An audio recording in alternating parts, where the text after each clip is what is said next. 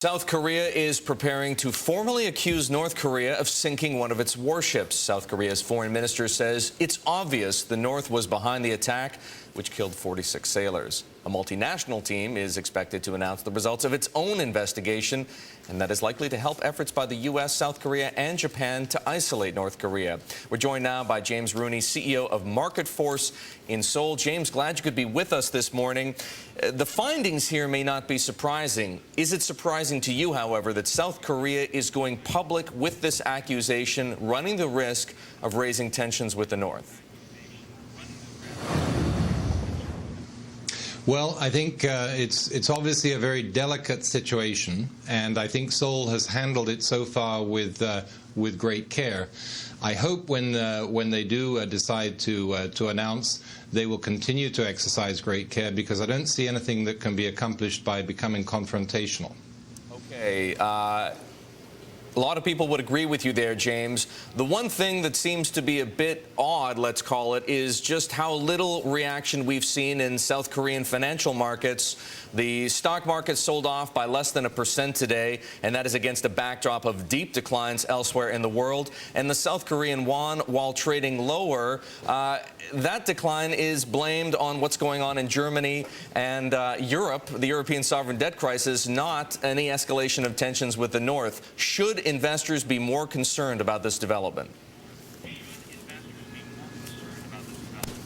No, I don't think so. First of all, clearly this is not, forgive me for saying so, this is not new news. This has been factored into the markets for some time. Secondly, let's remember that the two Koreas have been in this state of sort of strategic stalemate for over 50 years, getting on for 60 years now.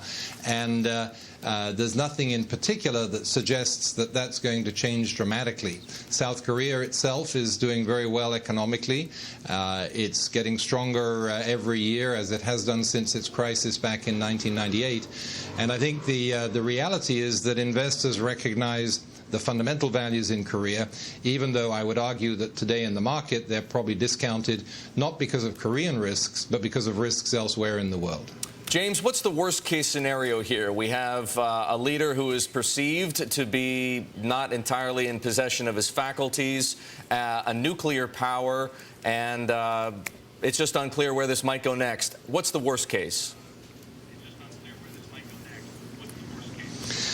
Well, I don't think there's any wish for self-destruction on the side of the North, notwithstanding whatever viewpoint one may have about the faculties of Mr. Kim.